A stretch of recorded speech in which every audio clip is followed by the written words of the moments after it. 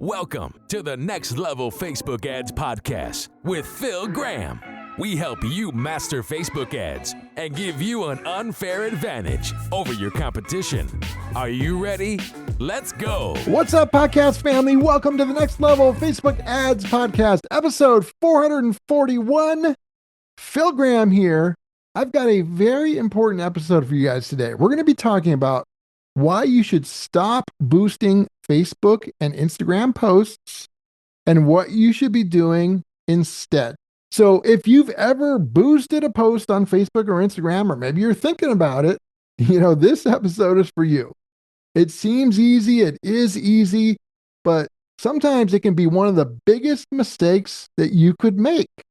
So today I'm going to talk about why it can hold you back, and more importantly, what you should do instead. It is really important. So welcome to the show today, my friends. I love this time of year. It's only like 10 days until Halloween. And then we got November. We got the holidays kicking in. It's cooler. Football's been in full swing. It's great. I hope you're enjoying it as well. Are you one of those people that puts Christmas stuff up this early? I'm curious how many people do it. I did see some posts of people doing that already. We are not one of them. I will fully admit, though, by mid-November, we're probably going to have Christmas stuff up. I might even start listening to Christmas music on November 1st. Until then, I draw the line. I can't do it. But if you do it, I am not judging you. Have fun. It's a great time of year. Enjoy it. I am curious how many people start Christmas this early, though. I will say that. Anyway, before we jump into the main content, if you're looking for any help with your ads, maybe you want somebody to actually run them for you, or instead, you just want to learn how to do it at a high level yourself through coaching and consulting. For either one of those things, just go to my website, philgrahamdigital.com, or DM me on Instagram at philgrahamdigital. I would love to connect with you. Now, let's jump right in, my friends. I want to keep this episode short, sweet, full of value, and very actionable as usual. Let's start by talking about why people boost posts. The number one reason is that it is super easy and convenient. It's usually just a couple taps of a button and you're starting to run ads by boosting a post. Another reason is, a lot of times Meta will kind of nudge you. They'll be like, hey, this post is performing way better than your others. You should boost it. And then the third reason I see people boosting is that it can feel cheap. You can say, hey, just boost this for $10 or just boost this for 20. Or whatever the case may be, so it seems like it's kind of inexpensive. Here's the thing. First of all, you shouldn't be doing it, but it's not your fault. Meta wants you boosting, but boosting and that convenience can sometimes come at the cost of control and maybe even effectiveness. So here's the big problems with boosting. Number one, there can be limited objectives. Now, it can be different for certain advertisers because some advertisers have different options than others, but for many, there's limited objectives. You may not be able to use every objective. You might not be able to use the one you really should be using. For a lot of advertisers, boosting also just automatically defaults to engagement or reach. It may not default to leads or sales. You might not even have an option for sales, depending on what options they give your actual account. So there's limited objectives in many of these situations. A lot of them that you can do may not be what you would want to do. So that's not good. Second reason why there is a big issue with boosting, there can also be limited targeting and control. We're back to limited options. You don't have every option you would if you ran a normal ad in a lot of these situations. You definitely don't have as much control over things as usual either. Some other reasons that make it not good is it's not really part of a full ad or funnel strategy. Boosts are more like one-off ads that aren't really connected necessarily to a funnel or to a flow of warm and cold audience and add specifically to them. And that can really be an issue as well. And then the other thing is you just can't properly, what I would say properly anyway, test creatives or audiences and track the results with the same precision as you could if you were just running these ads in Ads Manager. And in a minute, I'm going to tell you why there's literally zero reason you should boost. Zero. even if you want to use a post that's doing great. You can use that in Ads Manager. So I'll talk about that in just a minute. So a good analogy I heard is that boosting is kind of like putting gas in your car, but there's no steering wheel. So yeah, you could you could put your foot on the gas, there's gas in the tank, and you're going to go somewhere, but you're not going to be able to control where you're going to go very easily without a steering wheel. That's not so good, is it? So here's the thing. Even if your budget is small, you'll get way more data and way more opportunities from Ads Manager than boosting. There literally is no reason to boost. So with that being said, let's talk about what you should do instead. And it's a no-brainer. I've mentioned it. It's using Ads Manager. You have 100% full control over any and every ad objective, over all of your targeting, your exclusions, your placements, your timing, your budgets, your funnels, and a lot more.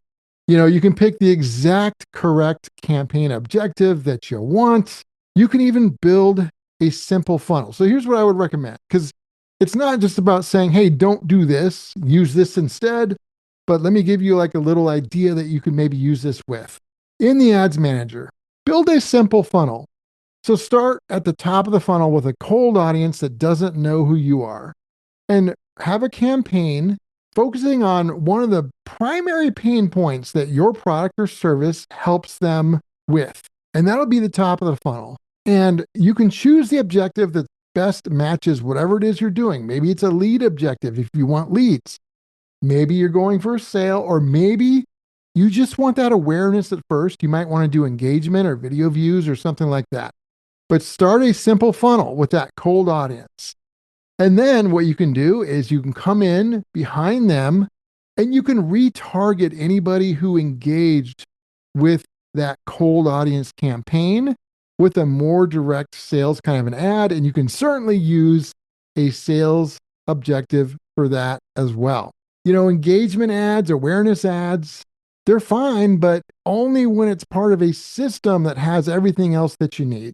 And then the other part of this plan is your ability to test and measure. So what you should be doing is, with this simple funnel, not just launching some ads, but having an A/B test where you're actually measuring, hey, let's test these two audiences against each other. Let's show them the same creative and see which audience is better. And then you're going to use that data and optimize what works, figure out why something didn't work when it didn't, and then fix it. And then you can run different ad tests. You can be testing audiences, headlines, ad copy, images, videos, even placements and objectives. Those things are so much better than just boosting a post. It's a no-brainer. You can also build a bunch of different audiences to test. Yes, run an Advantage Plus audience, but also run some segmented interest and behavior-based audiences to test against it and match your ad copy to that segment of people. Also run lookalikes, run retargeting. You can do a lot of things here. Then the other thing is, let's say you have a post on your page that's not an ad, but it's a post. And let's say it's doing amazing and you just want to run that as an ad. Don't boost it. You can go right into Ads Manager in the ad section, in the ad tab. Instead of create new ad, you can click on that drop down option and choose use existing post. And then you can grab the post ID from the URL and put that post in there.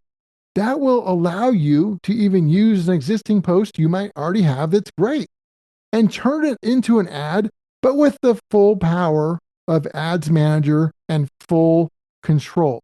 It is a no-brainer. I would never, ever, ever boost a post ever, because there's nothing good that can come from it compared to having more options and more control in Ads Manager.